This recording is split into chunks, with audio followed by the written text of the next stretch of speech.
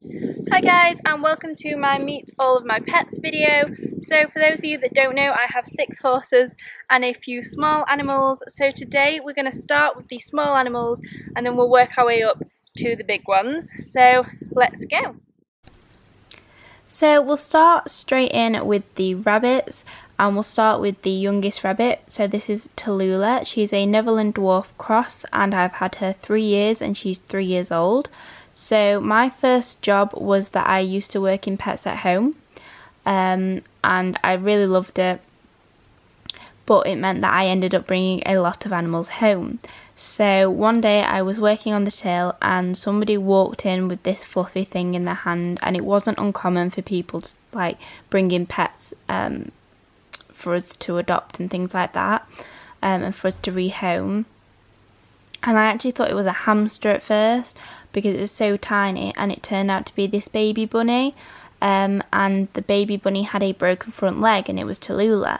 So we had a policy that if any animals are injured, then the people bring it in should take it to the vets, but these people were very adamant that they'd found her and that she had a broken leg, and they said to me, we'll email the RSPCA and put her in a hutch.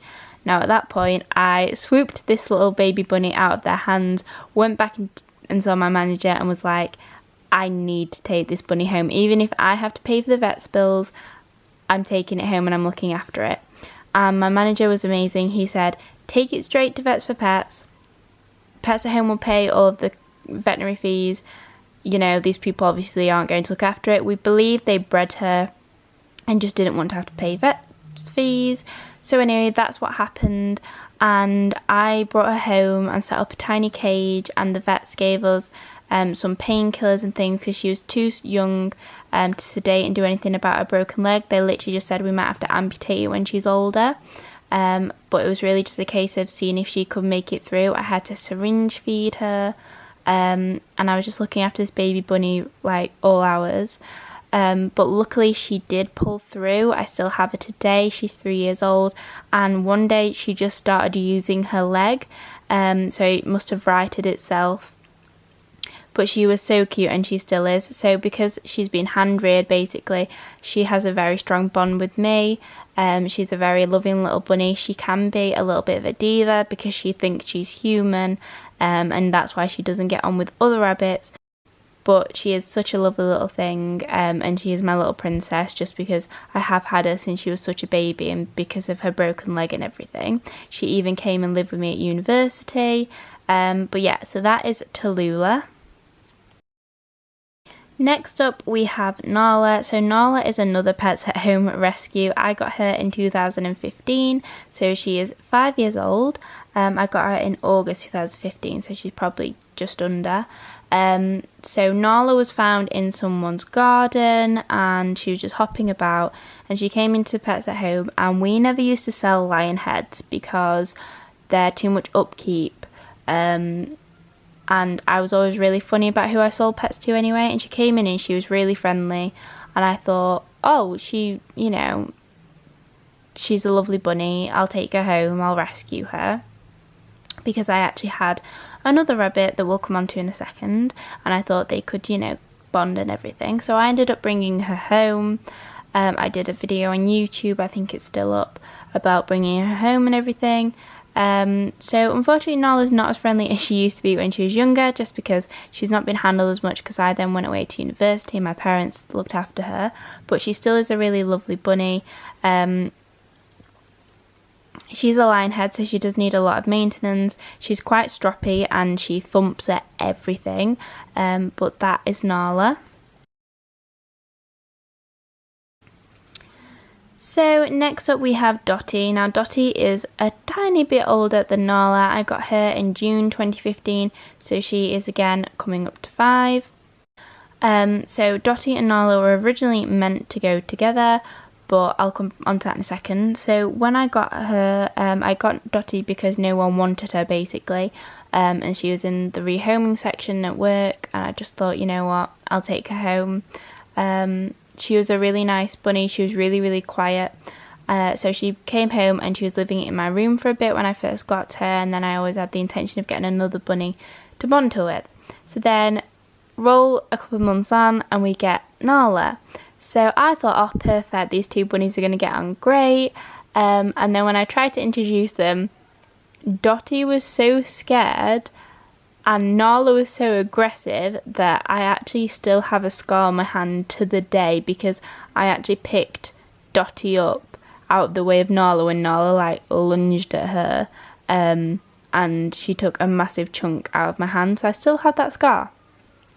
So that's why they are like pen friends. They get on through the mesh fine, but when it came to bonding, they did not get on. So that didn't really work, but they're both happy here.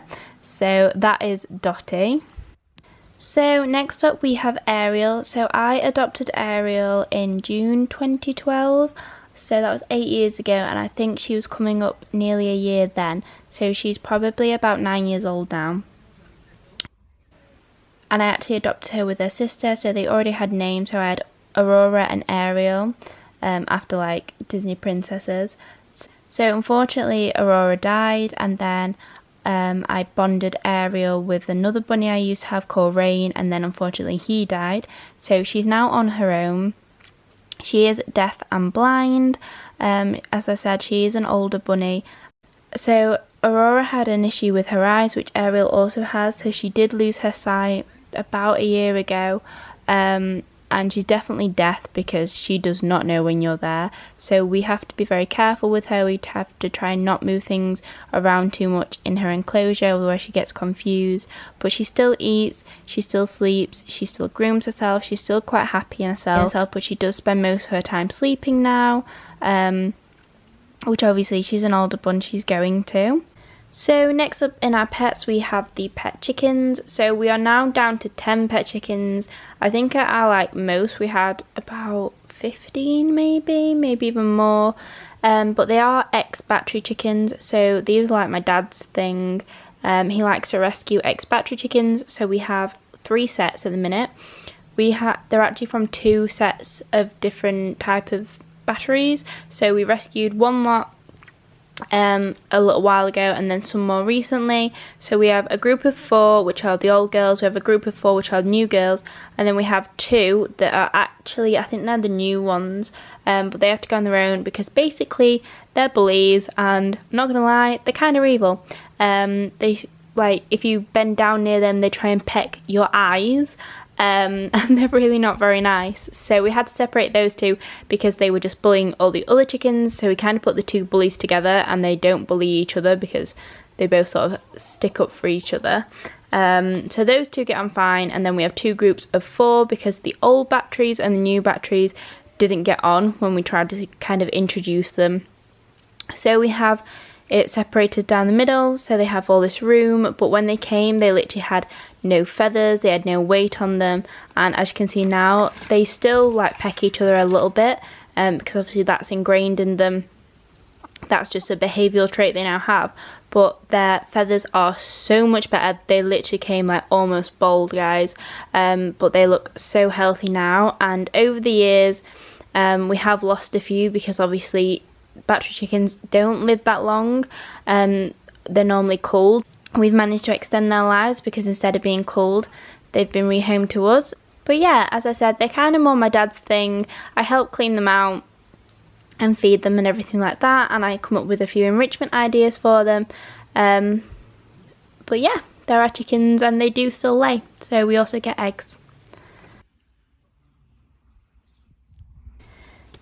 So next we have our 2 pet pigs, Primrose and Pickle. So the nearest one is Pickle, my pig, and then the first one is Primrose. So we got these in March 2014, so they are now 6 years old, and this is them as piglets. So this was the day we went to go and choose which ones we wanted. My mum chose Primrose, which is the little lighter girl, and I chose Pickle, who was then ginger. So we decided to get pigs because my mum always wanted a pet pig, and we obviously wanted to get 2. So we actually got Primrose for my mum for Mother's Day, and then I got my little Pickle as well because I decided, you know, we were going to obviously get 2.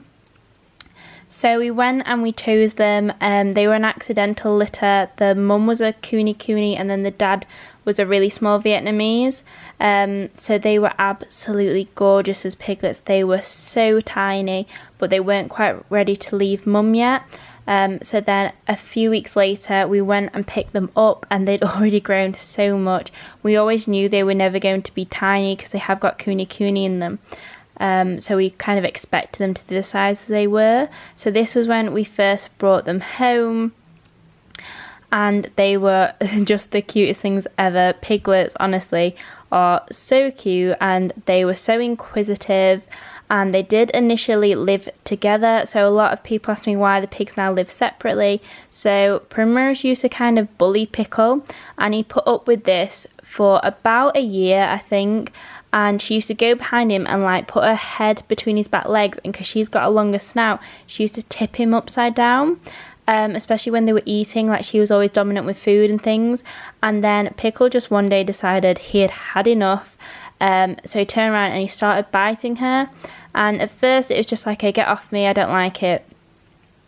And then every time we fed them, it kind of got worse to the point he was drawing blood on her ears. So then we made the decision we were going to put a fence in between them so that they could still, you know, socialise with each other and they were still together.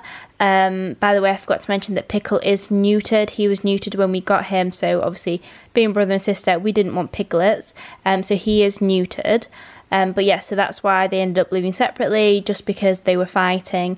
Otherwise they'd have stayed together forever. But they did grow very quickly. They are pet pigs, but we knew they weren't like micro pigs in sort of terms of being a Vietnamese. So Vietnamese is the smallest breed of pig, and Kuni isn't very small, which ours are crossed with. So this is them in the present day. So they've gone from being the size of a dog to much bigger now, but we still love them. They absolutely are the best pets ever, just because they are so clean. They don't really take that much to look after. They do need a lot of room and things like that, but they are also so friendly, and they're like big dogs. They're really intelligent. And especially Primrose, she will do anything for a tummy tickle. Pickle, my little piggy, is a bit more sort of funny. He's a bit more sensitive, but Primrose, all she wants to do is eat, and all Pickle really wants to do is sleep. So yeah, they are the two pigs. So the latest member of the family is Balto. He is a rising 2-year-old, and he is a German Shepherd cross Husky. He's a really lovely boy. He's actually only been with us about 3 weeks now, just over. He was a rescue just because his previous owners had a baby and they had another dog as well that was a German Shepherd, and they couldn't keep him as well. So we said we'd take him on, and to be honest, he has been the perfect dog for us. So we used to have 2 dogs, Anna and Milo. Those who have watched my vlogs will know that, and sadly they both passed away last year. So we've not had a dog on the farm for about 8 months, and we were really missing one. And then my friend got in touch with us and said, this dog needs rescuing, will you take him on? And of course we said yes. So that's when Balto joined us a few weeks ago, just for lockdown. So it was perfect timing, and he's such a good boy. He would very much like to eat the rabbits, but other than that, he is a real gem. He's been perfect around the horses. He settled in on the farm really well. He wasn't even getting walks before. Apparently he didn't have a bed, and the room he was kept in, he didn't even have water. So he's adjusted really well, and he's really thriving, and we love him lots. But yeah, that is our dog Balto. So they were the small animals, and now I'm going to move on to my 6 horses. We're going to start with Charlie.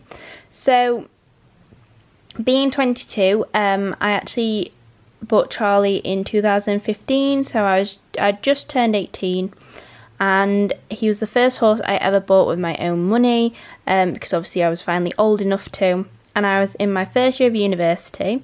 So Charlie is now 12. I've owned him for 5 years. He's a skewbald traditional cob. He stands at 14 hands, and his show name is Lowther's Joey. He actually used to be called Joey, so I don't know at what point that changed to Charlie, but he kind of comes to anything, to be honest. He has been Charlie for a few years now at least, and we also call him Chunk if you've not seen in my vlogs before. But anyway, the story behind Charlie was I was at uni, I was really homesick. My riding confidence was zero. I really wanted to get into riding and be part of the riding club and things at uni, but I'd had so many accidents and I'd retired Taffy and everything, so I had no confidence. I wasn't even confident trotting. So I decided to buy a cob because cobs, in my mind, are always the safest option. And I found Charlie, who was a happy hacker, and I thought he really had some show potential as well because he had really nice movements and things like that. He was just very lazy. So I bought him as a bit of a project. He lived at uni with me for a few months, but then as I started really getting into uni, I realised I couldn't look after a horse on my own.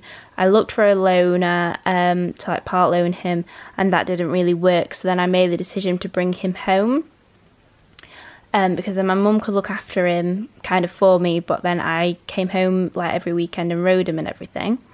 So without Charlie, I wouldn't be riding now. And then we got in touch with his old owner, who'd had him about 4 years previous, and she told us that he had early onset arthritis, and we didn't know this. So this kind of meant that any plans for like showing him or anything kind of got put on hold. We were then concerned about, you know, him being in work and things like that. So we started like looking at using him as a happy hacker again, not putting too much strain on him. And that's kind of like where the project side of Charlie ended. So now I ride him in the arena. I'm going to start riding him out on the field. I want to try and sort of hack him a bit more, but hacking's really limited near us, which is a big issue. But I absolutely love him. He is the cheekiest chap you will ever meet. He loves being in your space. And honestly, I owe so much to this horse, because if it wasn't for him giving me back my confidence to get back in the saddle when I was at my lowest point ever, then I wouldn't be around horses today, I wouldn't be riding today, and I certainly wouldn't be doing my YouTube. So next up we have Taffy. He is my old boy. He's actually 31 years old this year. We bought him 13 years ago, so in 2007, when I was only 11 years old. So he has been my pony all through my teens. He's a Welsh Section C. He's just about 14 hands, and he's a liver chestnut.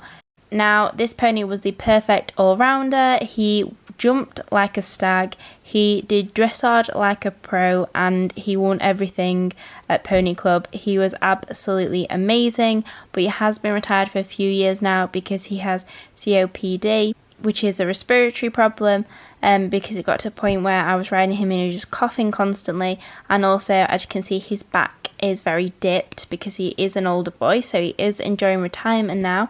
But back in our heyday, me and Taffy won everything. I fell off constantly. He was far too strong for me, but he was amazing. Unfortunately, I don't have any footage on this laptop of us at our peak, because I did actually have a really bad accident on Taffy. I broke and dislocated my shoulder one day coming off him when we were hacking, and unfortunately after that I just never really regained my confidence on him. That was about when I was about 14, I believe. So after that I was just not confident at all, and he was naughty. He threw me off every single time I got on him after that, and he used to set off with me constantly because he knew he could.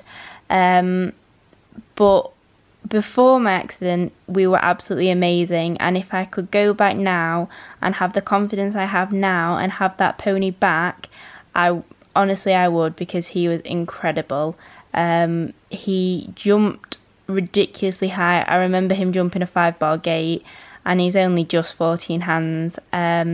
He won every Chase Me Charlie, and he was incredible. I am going to do a my riding story video soon, so I'm going to find all the old footage of us when we were jumping and things like that, and doing cross country, so you will be able to see that soon.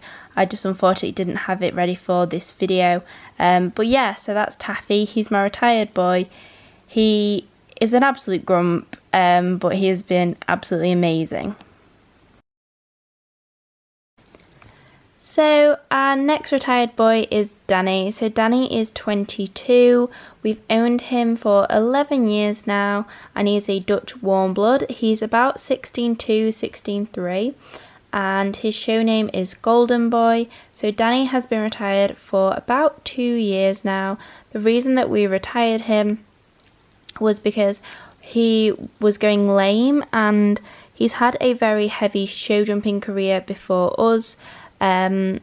He jumped a little bit with my mum, but he'd had a really heavy career. So we contacted our vet when he started going lame, and she basically said it's wear and tear. And the more he was worked, the lamer he was getting, and he just, no amount of box rest or anything really helped. So we decided to retire him, and he's fine now. Like, he's never lame anymore. It was only when he was in work, so we think, you know, his time had sort of come, that he'd had enough of being worked. But he was a really good show jumper in his day, but now he spends his days out in the field with Taffy, living their best retired lives. And yeah, he's really happy. He's quite healthy now, apart from he has an issue with his teeth, because obviously being an older boy, he struggles with his teeth a bit. But other than that, that's Danny. So next up we have the diva of the herd, and that is Caramel. So Caramel is 12 now. We bought her 5 years ago in 2015. Her show name is Wait with Caramel. She is a bay, and she is a Welsh Section A and stands at 11 hands. So we bought Caramel as a show pony to be shown in hand by myself, which I did do, and I'll come on to that in a second. But we also bought her for my niece. So my niece is now 6, so we bought her when my niece was 1, and my niece rides her occasionally, and so does my nephew. So that was why we got Caramel. And we lost our old pony James, if any of you remember him, and we just like having a little pony. They're always full of character, so that's why I've got Caramel. So as I said, Caramel is a show pony. She's shown before us, and we've shown her.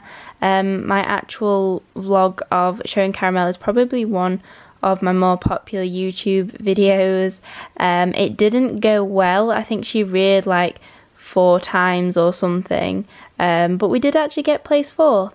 I've not shown her recently just because I've been really busy with the university and things like that. I was hoping to get back into showing her this year, but seeing as Corona's had completely different ideas and everything's been cancelled, that's not happening. So at the minute, if you've seen in our latest videos, we're working on her jumping and sort of working on her in handwork. But yeah, so that is Caramel.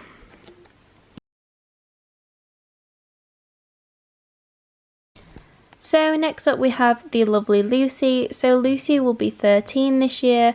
We bought her in 2011, so she is a piebald. She stands at about 16 hands, and she's an Irish sports horse. So Lucy is obviously quite a heavy Irish. She's like Irish cob almost, but her breeding is Irish sports. So we actually bought Lucy in 2011 as a horse for my dad to ride. My dad had sadly just lost his horse, and we used to own a 17.2 hunter called Henry. He was amazing. He passed away after having colic surgery, so my dad was without a horse. So we started looking, and we saw Lucy, who, looking back now, was definitely not the right horse. She was only young, she was quite green, she hadn't been produced properly at all, we soon found out, and she was very forward.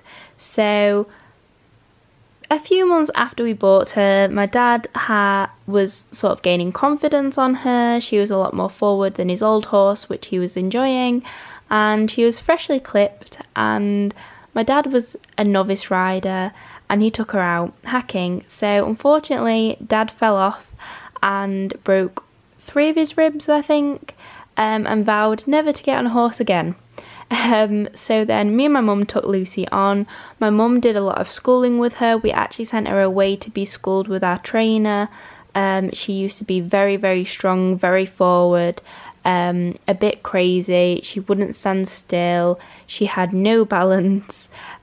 So for her to be the little dressage horse that she is today is kind of amazing when we think back to what she was. We've put a lot of work and a lot of energy into Lucy, and now I'm hopefully going to sort of look at jumping her, but obviously she is 13 years old and she's never jumped, so I would like to try and give it a go. We shall see, and I'll keep you updated in future vlogs. But yeah, so that is Lucy. She's kind of the horse I ride mostly now. Me and my mum take it in turns between her and Chile, but she's definitely got a lot of potential for dressage, and we'll see about jumping. She might have it up her sleeve, we shall see. We are on to Chile. So Chile is the latest addition to the herd. We've had him for about 1.5 years now. He's 14 years old. So his breed is Holsteiner. He's obviously a grey and he is 17 hands.